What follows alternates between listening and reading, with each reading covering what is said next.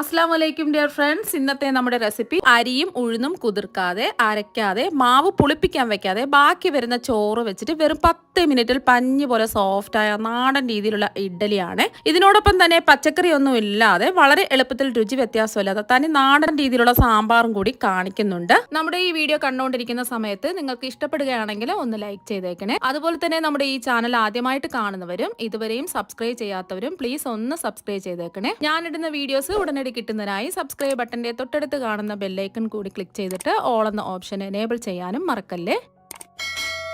ആദ്യം തന്നെ ഇതിനു വേണ്ടിയിട്ട് ഞാനിവിടെ 1.5 കപ്പ് വെള്ള അരിയുടെ ചോറാണ് ഞാൻ എടുത്തിട്ടുള്ളത്. ഉപയോഗിച്ചിട്ട് ബാക്കി വന്ന ചോറാണ്. അപ്പൊ 250 ml കപ്പിന് 1.5 കപ്പ് ചോറാണ് എടുത്തിട്ടുള്ളത്. 1.5 കപ്പ് ചോറ് ഇട്ട് കൊടുത്തിട്ടുണ്ട്. അപ്പൊ ഞാനിവിടെ ജയ അരിയുടെ ചോറാണ് എടുത്തിട്ടുള്ളത്. ഏത് അരിയുടെ ചോറ് വേണമെങ്കിലും എടുക്കാൻ പാടില്ല. ഇതുപോലെ വെള്ള അരി ഉണ്ടല്ലോ, അതിന്റെ ചോറ് മാത്രമേ എടുക്കാൻ പാടുള്ളൂ. നിറ വ്യത്യാസമില്ല, നല്ല വെള്ള കളറിൽ തന്നെ ഇരിക്കുന്നതിന് വേണ്ടിയിട്ടാണ്. ഇനി ഇതിലേക്ക് 1 കപ്പ് വെള്ളം ഒഴിച്ചു കൊടുക്കാം. 250 ml കപ്പിന് 1 കപ്പ് വെള്ളം ഒഴിച്ചു കൊടുക്കാം. ഇനി ഇത് നല്ല പേസ്റ്റ് രൂപത്തിൽ ഒന്ന് അടിച്ചെടുക്കാം. ഇപ്പൊ ചോറ് നല്ല പേസ്റ്റ് രൂപത്തിൽ അടിച്ചെടുത്തിട്ടുണ്ട്. ഇനി ഒരു പാനിലേക്ക് 1 കപ്പ് റവ ഇട്ട് കൊടുക്കാം. അതും 250 ml കപ്പിന് 1 കപ്പ് റവയാണ് എടുത്തിട്ടുള്ളത്. ചെറിയ തരികളുള്ള റവയാണ് ഞാൻ എടുത്തിട്ടുള്ളത്. കുറച്ച് വലിപ്പം ഉള്ള റവയാണെന്നുണ്ടെങ്കിൽ മിക്സിയുടെ ജാറിലിട്ട് ഒന്ന് അടിച്ചെടുത്തതിന് ശേഷം മാത്രമേ ഇതുപോലെ റോസ്റ്റ് ചെയ്തെടുക്കാവൂ. ഫ്ലെയിം കുറച്ച് വെച്ച് കൊടുക്കുക. എന്നിട്ട് ഇതൊന്ന് റോസ്റ്റ് ചെയ്തെടുക്കാം. റോസ്റ്റ് ചെയ്ത റവയായാലും റോസ്റ്റ് ചെയ്യാത്ത റവയായാലും ഒന്ന് റോസ്റ്റ് ചെയ്തെടുക്കണം. ഇപ്പൊ റവ വറുക്കാൻ തുടങ്ങിയിട്ട് ഒരു 2 മിനിറ്റ് ആയി. ഇപ്പൊ നല്ലൊരു മണമൊക്കെ വരുന്നുണ്ട്. റവ വറുത്തെടുക്കുമ്പോൾ പ്രത്യേകം ശ്രദ്ധിക്കുക, റവയുടെ നിറം മാറാത്ത രീതിയിൽ വേണം ഇതൊന്ന് റോസ്റ്റ് ചെയ്തെടുക്കാം. അതിന് വേണ്ടിയിട്ടാണ് ഞാൻ ഫ്ലെയിം കുറച്ചിട്ടിട്ട് വറുത്തെടുത്തിട്ടുള്ളത്. ഇത്രയും മതിയാവും. ഇനി ഫ്ലെയിം ഓഫ് ആക്കി കൊടുക്കാം. ഇനി ഒരു ബൗളിലേക്ക് അടിച്ചു വെച്ച ചോറ് ഇട്ട് കൊടുക്കാം. ഇനി ഇതിലേക്ക് റോസ്റ്റ് ചെയ്ത് വെച്ചിരിക്കുന്ന റവ മുഴുവനും ഈ ചോറിലേക്ക് ഇട്ട് കൊടുക്കാം. ചൂടെല്ലാം മാറിയതിന് ശേഷമാണ് ഇട്ട് കൊടുത്തിട്ടുള്ളത്. ഇനി ഇതൊന്ന് മിക്സ് ചെയ്തെടുക്കാം. ഇപ്പൊ ഒന്ന് മിക്സ് ചെയ്തെടുത്തിട്ടുണ്ട്. ഇനി ഇതിലേക്ക് 250 ml കപ്പിന് 1 കപ്പ് തൈരും കൂടി ഒഴിച്ചു കൊടുക്കാം. അധികം പുളിപ്പില്ലാത്ത തൈര് വേണം ഇതിലേക്ക് എടുക്കാൻ വേണ്ടിയിട്ട്. ഇനി ഇതിലേക്ക് ആവശ്യത്തിനുള്ള ഉപ്പ് ഇട്ട് കൊടുക്കാം. ഞാനിപ്പോൾ 1/2 ടീസ്പൂൺ ഉപ്പാണ് ഇട്ട് കൊടുക്കുന്നത്. നോക്കിയിട്ട് വേണമെന്നുണ്ടെങ്കിൽ പിന്നീട് ഉപ്പ് ചേർത്ത് കൊടുത്താൽ മതിയാവും. ഇനി എല്ലാം കൂടിയിട്ട് ഒന്ന് യോജിപ്പിച്ചെടുക്കാം. മിക്സിയിലൊന്നും ഇട്ട് അടിക്കരുത്. ഇതുപോലെ തന്നെ കൈവച്ചിട്ട് ഒന്ന് യോജിപ്പിച്ചെടുക്കുക. കട്ടകളൊന്നും ഇല്ലാതെ നല്ല സ്മൂത്ത് ആയിട്ട് ഒന്ന് യോജിപ്പിച്ചെടുക്കാം. അപ്പോൾ കട്ടകളൊന്നുമില്ല, ഇതാ ഒന്ന് മിക്സ് ചെയ്തെടുത്തിട്ടുണ്ട്. ഇതിൽ റവ ചേർത്തത് കൊണ്ട് റവയൊക്കെ ഒന്ന് കുതിർന്ന് സോഫ്റ്റ് ആയി കിട്ടുന്നതിന് വേണ്ടിയിട്ട് ഒരു 10 മിനിറ്റ് റെസ്റ്റ് ചെയ്യാൻ വേണ്ടിയിട്ട് മൂടി മാറ്റി വെക്കാം. ഈ സമയം കൊണ്ട് പച്ചക്കറി ഒന്നുമില്ലാതെ എന്നാൽ പച്ചക്കറി വെച്ചിട്ട് ചെയ്യുന്ന സാമ്പാറിനേക്കാളും വളരെ രുചികരമായിട്ടും എളുപ്പത്തിലും ചെയ്തെടുക്കാൻ പറ്റിയ ഒരു അടിപൊളി സാമ്പാർ വെറും 10 മിനിറ്റ് കൊണ്ട് എങ്ങനെ തയ്യാറാക്കി എടുക്കാൻ നോക്കാം. ഒരു ബൗളിലേക്ക് നെല്ലിക്ക വലിപ്പത്തിലുള്ള പുളി ഇട്ട് കൊടുക്കാം. വാളം പുളിയാണ് ഞാൻ എടുത്തിട്ടുള്ളത്. പുളി കുതിർന്ന് കിട്ടാൻ ആവശ്യത്തിന് വെള്ളം ഒഴിച്ചു കൊടുക്കാം. ഒരു 1/2 കപ്പ് വെള്ളം ഒഴിച്ചു കൊടുക്കാം. സാധാരണ പച്ചവെള്ളം തന്നെയാണ്. ഇനി പുളി ഒന്ന് കുതിർന്ന് കിട്ടാൻ വേണ്ടിയിട്ട് നമുക്ക് മാറ്റി വയ്ക്കാം. ഇനി ഒരു ബൗളിലേക്ക് 1/4 കപ്പ് സാമ്പാർ പരിപ്പ് ഇട്ട് കൊടുക്കാം. ഇനി ഇതിലേക്ക് ഒരു 1/4 കപ്പ് ചെറുപയർ പരിപ്പും കൂടി ഇട്ട് കൊടുക്കാം. ചെറുപയർ പരിപ്പാണ് ഇട്ട് കൊടുക്കുന്നത്. തോടെല്ലാം മാറ്റിയ ചെറുപയർ പരിപ്പ്. നമ്മൾ പായസത്തിനും പരിപ്പിനൊക്കെ ഉപയോഗിക്കുന്ന ചെറുപയർ പരിപ്പുണ്ടല്ലോ, അതാണ് എടുത്തിട്ടുള്ളത്. ഇനി നല്ലോണം ഒന്ന് കഴുകിയെടുക്കുക. ഇനി കഴുകി വൃത്തിയാക്കി എടുത്ത പരിപ്പ് ഒരു കുക്കറിലേക്ക് ഇട്ട് കൊടുക്കാം. ഇത് കുതിർക്കേണ്ട ആവശ്യമൊന്നുമില്ല. ഇനി ഇതിലേക്ക് ആവശ്യത്തിനുള്ള വെള്ളം ഒഴിച്ചു കൊടുക്കാം. ഒരു 2 കപ്പ് വെള്ളമാണ് ഒഴിച്ചു കൊടുക്കുന്നത്. ഇത് പെട്ടെന്ന് വെന്ത് കിട്ടാൻ വേണ്ടിയിട്ട് ചെറിയൊരു വറ്റൽ മുളക് ഇട്ട് കൊടുക്കാം.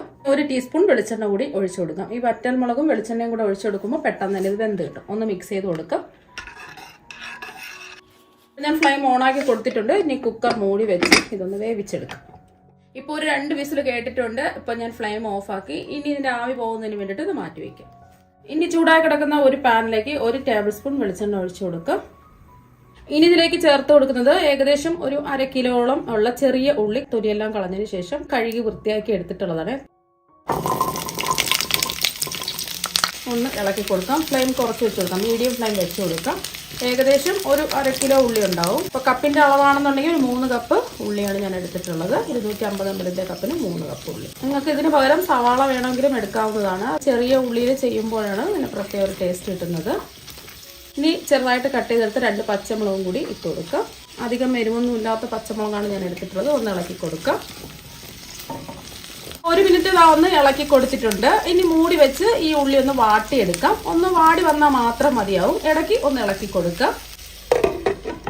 ഒരു 3 മിനിറ്റ് ആയിട്ടുണ്ട്. ഇടയ്ക്കിടയ്ക്ക് ഞാൻ ഇളക്കി കൊടുത്തിട്ടുണ്ടായിരുന്നു. ഉള്ളിയുടെ നിറമൊക്കെ മാറി നന്നായിട്ട് വാടി വന്നിട്ടുണ്ട്. ഈ ഒരു സമയം ഇതിലേക്ക് 1/4 ടീസ്പൂൺ മഞ്ഞൾപ്പൊടി, 1 ടീസ്പൂൺ മുളക് പൊടി. ഇത് ഞാൻ കാശ്മീരി മുളക് പൊടിയാണ്. സാധാരണ മുളക് പൊടിയാണെന്നുണ്ടെങ്കിൽ ഒരു 1/2 ടീസ്പൂണൊക്കെ എടുത്താൽ മതിയാവും. 1 ടീസ്പൂൺ മല്ലിപ്പൊടിയും കൂടി ഇട്ട് കൊടുക്കുക. ഈ പൊടിയുടെ പച്ചമണം പോകുന്നവരെ ഒന്ന് ഇളക്കി കൊടുക്കാം. ഫ്ലെയിം കുറച്ച് വേണം വെക്കാൻ വേണ്ടിയിട്ട്. ഇപ്പോൾ പൊടിയുടെ ഒരു 10 സെക്കൻഡൊക്കെ ഇളക്കി കൊടുത്തപ്പോൾ പൊടിയുടെ പച്ചമണമൊക്കെ ഒന്ന് മാറിയിട്ടുണ്ട്. ഈ ഒരു സമയം തക്കാളി ചെറുതായിട്ട് കട്ട് ചെയ്തും കൂടി ഇട്ട് കൊടുക്കാം. വലിയ തക്കാളിയാണെന്നുണ്ടെങ്കിൽ 1 എടുക്കുക, ചെറുതാണെങ്കിൽ 2 എടുക്കുക. ഒന്ന് ഇളക്കി കൊടുക്കാം. തക്കാളി ഒന്ന് വെന്ത് കുഴയേണ്ട ആവശ്യമൊന്നുമില്ല, ജസ്റ്റ് ഒന്ന് വാടി കിട്ടിയാൽ മാത്രം മതിയാവും. ഒന്ന് ഇളക്കി കൊടുക്കാം. ഇനി പുളിവെള്ളം പിഴിഞ്ഞെടുത്തത് ഒഴിച്ചു കൊടുക്കും. എല്ലാം കൂടിയിട്ട് ഒന്ന് മിക്സ് ചെയ്തെടുക്കുക. തക്കാളി വാടേണ്ട ആവശ്യമൊന്നുമില്ല. ഇനി ഇതിലേക്ക് ആവശ്യത്തിന് വെള്ളം ഒഴിച്ചു കൊടുക്കുക. 2 കപ്പ് വെള്ളമാണ് ഒഴിച്ചു കൊടുക്കുന്നത്. 2 കപ്പ് വെള്ളം ഇതാ ഒഴിച്ചു കൊടുത്തിട്ടുണ്ട്. അപ്പോൾ ഒന്ന് ഇളക്കി കൊടുത്തിട്ടുണ്ട്. ഇനി മീഡിയം ഫ്ലെയിം വെച്ച് കൊടുക്കാം. ഇതൊന്ന് തിളക്കട്ടെ, മൂടി വെച്ച് കൊടുക്കാം. ഇപ്പോൾ ഒരു 2 മിനിറ്റൊക്കെ ആയിട്ടുണ്ട്. നന്നായിട്ട് ഇതാ തിളച്ച് വന്നിട്ടുണ്ട്. ഇനി ഇതിലേക്ക് 3 ടീസ്പൂൺ സാമ്പാർ പൊടിയും കൂടി ഇട്ട് കൊടുക്കാം. ഒന്ന് ഇളക്കി കൊടുക്കാം. ഇപ്പൊ ആവി മുഴുവനും പോയിട്ടുണ്ട്. ഇപ്പൊ പരിപ്പൊക്കെ നല്ലോണം വെന്തൊക്കെ കിട്ടിയിട്ടുണ്ട്. സാമ്പാർ പൊടിയും കൂടെ ചേർത്ത് കഴിഞ്ഞ് ഒന്ന് തിളച്ചതിന് ശേഷം നമ്മൾ വേവിച്ച് വെച്ച പരിപ്പ് ഇതിലേക്ക് ഒഴിച്ചു കൊടുക്കാം. മുഴുവനും അങ്ങ് ഒഴിച്ചു കൊടുക്കാം. ഇനി ഇതിലേക്ക് ആവശ്യത്തിനുള്ള വെള്ളം ഒഴിച്ചു കൊടുക്കുക. 1 കപ്പ് വെള്ളം കൂടി ഒഴിച്ചു കൊടുക്കാം. എല്ലാം കൂടിയിട്ട് ഒന്ന് ഇളക്കി യോജിപ്പിച്ചെടുക്കാം. അപ്പോൾ നമ്മൾ ഇതിൽ ഉപ്പൊന്നും ചേർത്തിട്ടില്ല. ഇനി ഇതിലേക്ക് ആവശ്യത്തിനുള്ള ഉപ്പ് ചേർത്ത് കൊടുക്കാം.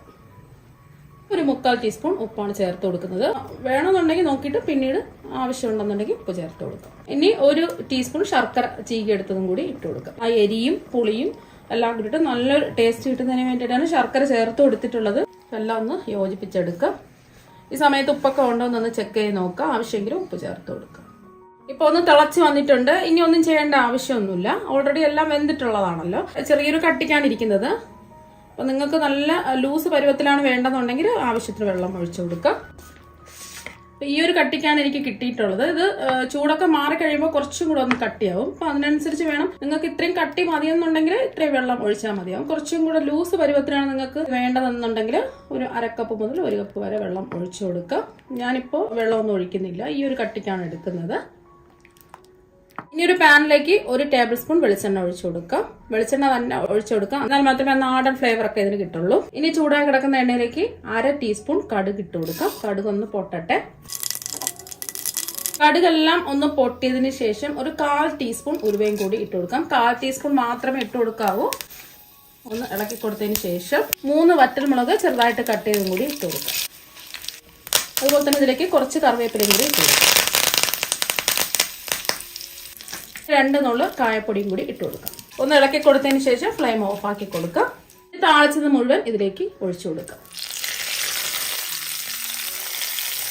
എല്ലാം കൂടി ഒന്ന് യോജിപ്പിച്ചെടുക്കാം. താളിച്ച് ഒഴിക്കണമെന്നുണ്ടെങ്കിൽ താളിച്ചൊഴിച്ചാൽ മതി, അല്ലെങ്കിൽ താളിച്ചൊഴിക്കാതെയും കഴിക്കാവുന്നതാണ്. നല്ല ടേസ്റ്റ് ആണ് കഴിക്കാൻ വേണ്ടിയിട്ട്. അപ്പോൾ അതൊന്ന് ഇളക്കി കൊടുത്തിട്ടുണ്ട്. ഇനി ഇതിലേക്ക് മല്ലിയിലയുടെ ടേസ്റ്റ് ഇഷ്ടമാണെന്നുണ്ടെങ്കിൽ കുറച്ച് മല്ലിയില കട്ട് ചെയ്തും കൂടി ഇട്ട് കൊടുക്കാം. ഇനി ഇത് മൂടി വെച്ച് മാറ്റി വെക്കാം.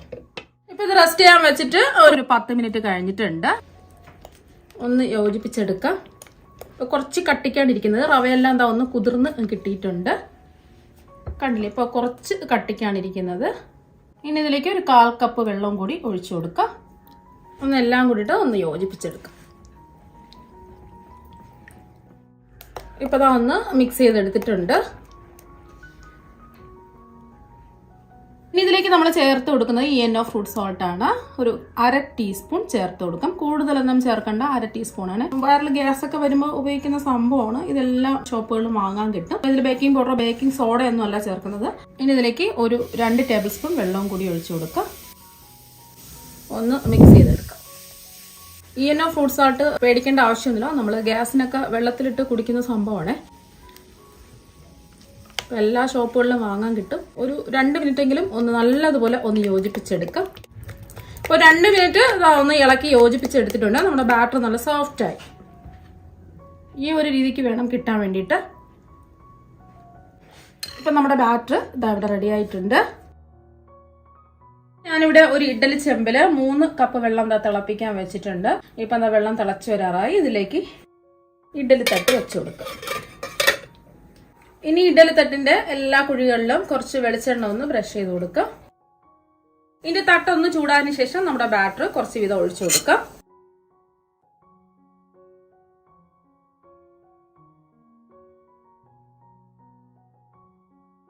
ഇപ്പൊ എല്ലാ കുഴികളിലും ബാറ്റർ നിറച്ചു കൊടുത്തിട്ടുണ്ട്. ഇനി അടുത്ത തട്ട് വെച്ചു കൊടുക്കാം. ഇനി അടുത്ത തട്ടിന്റെ എല്ലാ കുഴികളിലും വെളിച്ചെണ്ണ ഒന്ന് ബ്രഷ് ചെയ്ത് കൊടുക്കാം. ഈ തട്ടും ചെറുതായിട്ടൊന്ന് ചൂടാതിന് ശേഷം ഇതിലേക്ക് ബാറ്റർ ഒഴിച്ചു കൊടുക്കാം. ഇത് പെട്ടെന്ന് ഇളകി കിട്ടാൻ വേണ്ടിയിട്ടാണ് തട്ട് ചെറുതായിട്ടൊന്ന് ചൂടാക്കുന്നത്. അപ്പോൾ പെട്ടെന്ന് ഒട്ടിപ്പിടിക്കാതെ ഇളകി കിട്ടും.